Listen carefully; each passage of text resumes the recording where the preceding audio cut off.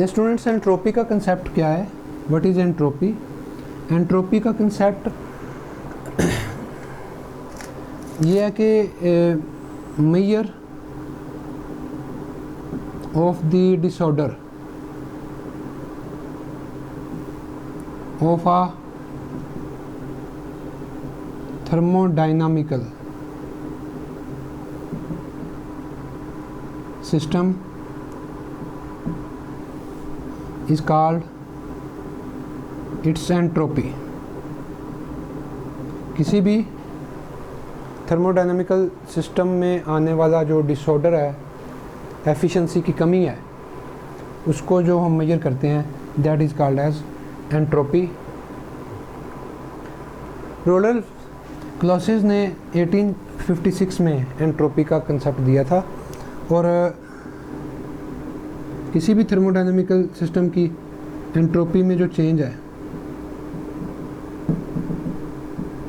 वो उस system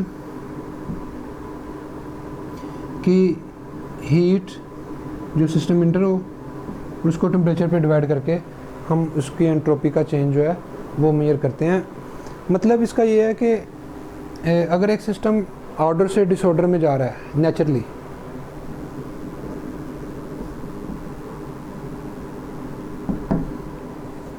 order से डिसऑर्डर में जा रहा है, तो उसमें जो मेजरमेंट होगी कि हम इस डिसऑर्डर को मेजर कर सकें कि किस तरह से ये डिसऑर्डर जो है वो कितना आ रहा है, वो हम इस फार्मूले से देखेंगे। Delta S is equal to heat divided by temperature.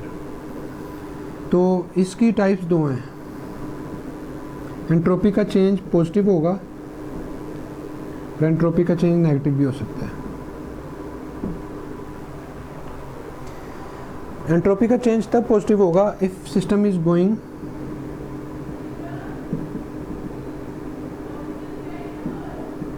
To disorder, order to disorder.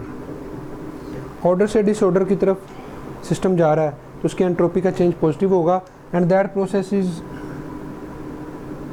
Natural, खुद ब खुद ऐसा होगा कि सिस्टम डिसऑर्डर की तरफ जाएगा। लेकिन अगर एंट्रोपी सिस्टम की आप नेगेटिव लेते हैं तो इसका मतलब है आपका सिस्टम जो है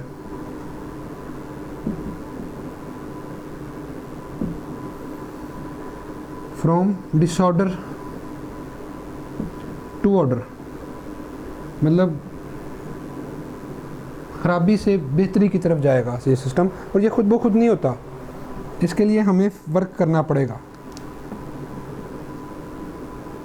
we have to done external work for this. ऐसा करने के लिए हमें वर्क करना पड़ेगा, हम वर्क करेंगे और हमारा किया हुआ वर्क एंट्रोपी में आने वाली कमी से ज़्यादा होगा। इसका मतलब है ओवरऑल एंट्रोपी सिस्टम की इंक्रीज़ ही करेगी, ओवरऑल डिक्रीज़ नहीं करेगी, क्योंकि हमने जो वर्क किया है वो भी तो आपने शामिल करना है। तो एंट्रोपी के नेगेटिव होने की एग्जांपल जो है that is freezing of water bye refrigerator. Refrigerator में वाटर को फ्रीज़ करने की ये एग्जांपल है, लेकिन रेफ्रिजरेटर खुद ब खुद पड़ा नहीं चलेगा, उसको हमें इलेक्ट्रिसिटी सप्लाई करनी पड़ेगी और इलेक्ट्रिसिटी उस पर वर्क करेगी और वो जो वर्क होगा वो उस वाटर को आइस में चेंज करेगा। अब इसका मतलब है हमने जो काम लिया है कि वाटर से आइस बनाई है, उसके लिए हमने एक्सटर्नल वर्क किया है। चेंज इन एंट्रोपी आइस की तो नेगेटिव हो गई, वाटर की तो नेगेटिव होगी, लेकिन हमारा ओवरऑल एनवायरमेंटल इफेक्ट जो हुआ है, जो रेफ्रिजरेटर से हीट बाहर एक्सपेल हो रही है, वो हमारा ओवरऑल एंट्रोपी का इफेक्ट अगर इन दोनों को आपस में सॉल्व किया जाए तो वो पॉजिटिव ही आएगा। एंट्रोपी का चेंज ओवरऑल पॉजिटिव ही आएगा। तो इसका मतलब है ओवरऑल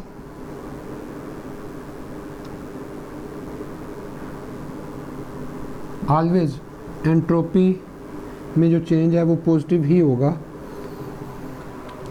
फॉर एग्जांपल अगर हम अपने कमरे में एयर कंडीशन लगा रहे हैं तो अपने कमरे का तो टेम्परेचर कम कर रहे हैं, लेकिन सराउंडिंग का टेम्परेचर उसके मुकाबले में बहुत ज़्यादा हम इंक्रीज़ कर रहे हैं। तो इसका मतलब है अगर हमने इफेक्ट लिया है -30 और बाहर इफेक्ट छोड़ दिया +40, तो +40 -30 ओवरऑल जो सिस्टम में इफेक्ट +10 का आया है, ये एंट्रोपी में आने वाला इंक्रीज़ है। एंट्रोपी का जो यूनिट है वो जूल पर केल्विन है। और हम एंट्रोपी के ज़रिए अपने एनवायरमेंटल क्राइसिस को भी डिस्कस कर सकते हैं।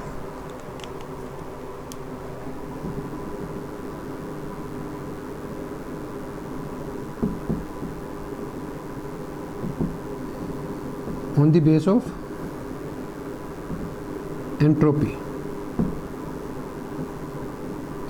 तो देखें, इंसान ने अपनी सहूलत के लिए जितने भी चीज़ें बनाई हैं, जितना कुछ भी किया है जिसमें वो अपनी सहूलत पैदा करता है, उसमें अपना फ़ायदा तो ले लेता है, अपने सिस्टम की एंट्रोपी तो डिक्रीज़ करना चाहता है हमेशा इंसान, लेकिन ओवरऑल इन्वायरमेंटल क्राइसिस में इन्वायरमेंटल क्राइसिस का बायस बनता है, ओवरऑल इन्वायरमेंट की एंट्रोपी इंक्रीज़ कर देता है। फॉर एग्जांपल, हम कई ऐसी गैसेस यूज़ करते हैं, कई ऐसे मटेरियल यूज़ करते हैं जिनसे प्रोड्यूस होने वाली गैसेस जो हैं वो डैमेजिंग है। हम अपनी व्हीकल्स को यूज़ करते हैं, उससे प्रोड्यूस होने वाली स्मोक जो है वो सेहत के लिए नुकसानदेह है। हम रेफ्रिजरेटर्स में क्लोरोफ्लोरोकार्बन्स यूज़ करते हैं, जो क्लोरोफ्लोरोकार्बन्स अगर रेफ्रिजरेटर या एयर कंडीशन में से लीक हो जाएं तो वो ओजोन लेयर को, जो अर्थ के गिर्द एक लेयर है जो हमें ब्लू कलर में नज़र भी आती है, दैट इज़ ओजोन लेयर। तो हमारी ये जो क्लोरोफ्लोरोकार्बन्स हैं ये जाके उस ओजोन के साथ रिएक्ट करते हैं, ये इधर किसी गैस के साथ रिएक्ट नहीं करते, तो वो जाके ओजोन की लेयर को डैमेज करते हैं, उससे रिएक्शन करके कंपाउंड बनाते हैं। तो इसका मतलब है इंसान ओवरऑल अपने फ़ायदे के लिए बाकी सारे इन्वायरमेंट को जो है वो ख़राब कर रहा है। तो इसलिए पूरे इन्वायरमेंट की ओवरऑल एंट्रोपी जो है वो इंक्रीज़ हो रही है, और इसमें सबसे ज़्यादा किरदार जो है वो हमारी इस अर्थ के लिहाज से वो इंसान का है।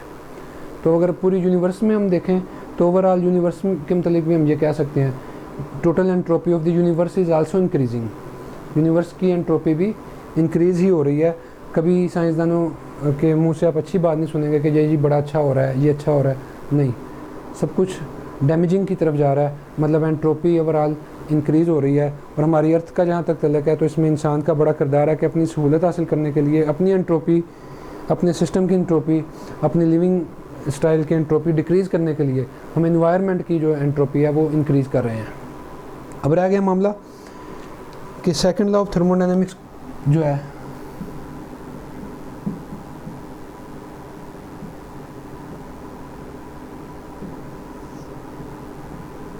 इसको भी हम डिफाइन करते हैं।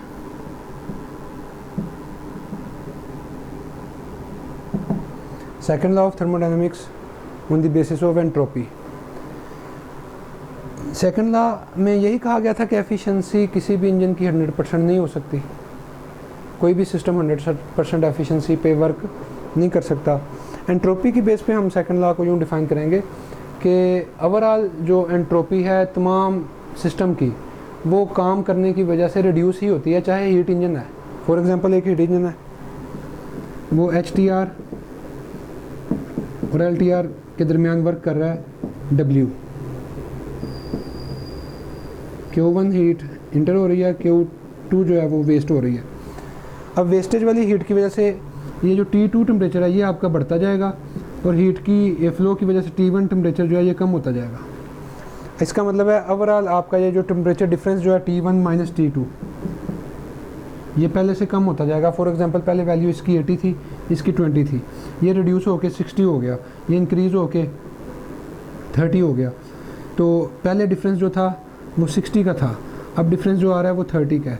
तो डिफरेंस टेम्परेचर डिफरेंस की वजह से, टेम्परेचर डिफरेंस में कमी की वजह से एफिशिएंसी भी इंजन की रिड्यूस हो जाएगी, क्योंकि एफिशिएंसी का जो फार्मूला है वो है 1 minus T2 by T1, that is maximum efficiency of the Carnot engine. तो इसको हम यूँ लिख सकते हैं, efficiency is equal to LCM लेके T1 minus T2 multiply by 100। In other words, this efficiency is directly proportional to T1 minus T2। अब heat flow की वजह से, हीट के जो फ्लो हो रहा है उसकी वजह से T1 और T2 में जो चेंजिंग आ रही है, उस चेंजिंग की वजह से आपका ये टेम्परेचर डिफरेंस आहिस्ता आहिस्ता कम होता जाएगा। टेम्परेचर डिफरेंस की कमी की वजह से इंजन की एफिशिएंसी, सिस्टम की एफिशिएंसी भी कम होती जाएगी। और इसमें फ्रिक्शनल इफेक्ट्स भी आ जाते हैं, जो हीट प्रोड्यूस करते हैं उसमें भी वेस्टेज होती है। तो इसका मतलब है ओवरऑल किसी भी सिस्टम की और सराउंडिंग की ओवरऑल अगर एंट्रोपी देखी जाए तो उसमें इंक्रीज़ ही आ रहा है। और सेकंड लॉ ऑफ थर्मोडायनामिक्स के मुताबिक किसी भी सिस्टम और सराउंडिंग की टोटल एंट्रोपी आप चेक करें तो दैट इज़ इंक्रीजिंग। तो सेकंड लॉ ऑफ थर्मोडायनामिक्स को डिफाइन करते हैं, total efficiency of system plus efficiency entropy, total entropy of system plus surrounding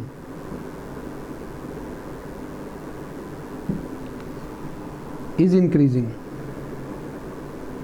हो सकता है आप सिस्टम की रिड्यूस कर रहे हो लेकिन उसकी निस्बत सराउंडिंग की ज़्यादा इंक्रीज हो रही होगी, तो ओवरऑल जो इफेक्ट आएगा डेल्टा एस का वो पॉजिटिव होगा।